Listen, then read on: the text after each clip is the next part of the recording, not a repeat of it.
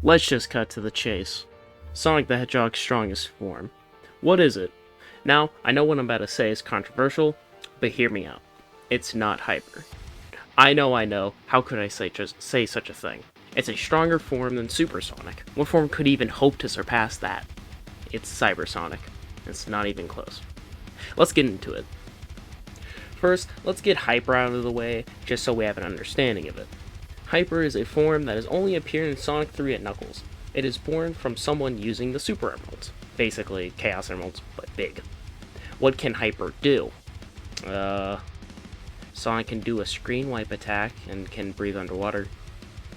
Aside from that, Super can do the same things. Super is shown dealing with the same threats that Hyper can, so Hyper is kind of featless in the grand scheme of things. Can we assume that it is stronger than Super? Yeah, we can, pretty safely. But the problem is by how much. It's unquantifiable. It could be 2 times, it could be 5 times, it could be 2,556 times stronger than Super. We just don't know. Well, let's get back to Hyper, or as I start to talk about Cybersonic and the scaling that makes it Sonic's strongest form. First, I have to explain the kind of power-up that Cyber is, and I shall make this handy little chart of strength. The first level is the Chaos Emeralds. Pretty self-explanatory. They're pretty strong gems. Above the Chaos Emeralds is the Master Emerald. Also pretty simple. The Master Emerald controls the Chaos Emeralds, and makes sense that it'd be stronger than them. Next up is the Phantom Ruby. Now that might sound crazy, because, the Phantom Ruby is that one rock from Sonic Forces. How is it above the Master Emerald? Well, in a prequel comic, Two Forces, Eggman states that the Phantom Ruby is so strong that he doesn't need to bother with the Master Emerald. So the Phantom Ruby is above the Master Emerald. It's pretty clear cut, Eggman says so. Next up is, and I kid you not, the power of friendship. After Sonic defeats Infinite, he states that nothing can defeat the bonds of friendship, and since Infinite and the Death Egg robot in Forces were using the Phantom Ruby, a gem above the Master Emerald, makes friendship the strongest power-up yet. So what does any of this have to do with Cybersonic?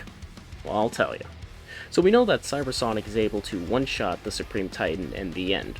What makes this so impressive?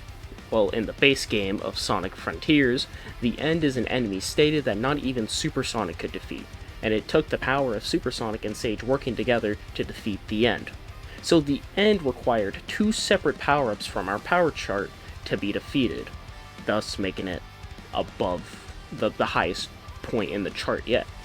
Cybersonic was able to defeat the End and the Supreme Titan just by charging through them, and since the End is above both the Chaos Emeralds and the Friendship buff, Cybersonic one-shotting it puts him above everything else. Pretty clear, cut and dry. 1, 2, 3, 4, 5. And Cybersonic's above all that, basically. But what about the Super Emeralds? Where do they belong on this power chart? That is a bit tricky. We have seen that the Master Emerald by itself has been shown to grant super forms several times without the need of absorbing it into one's body, and since the Chaos Emeralds are powered up by the Master Emerald to become the Super Emeralds, it's a bit of a mouthful. However, due to the Super Emeralds being kind of featless, and only above the Chaos Emeralds in an unquantifiable amount, it makes it really hard to rank them, objectively at least.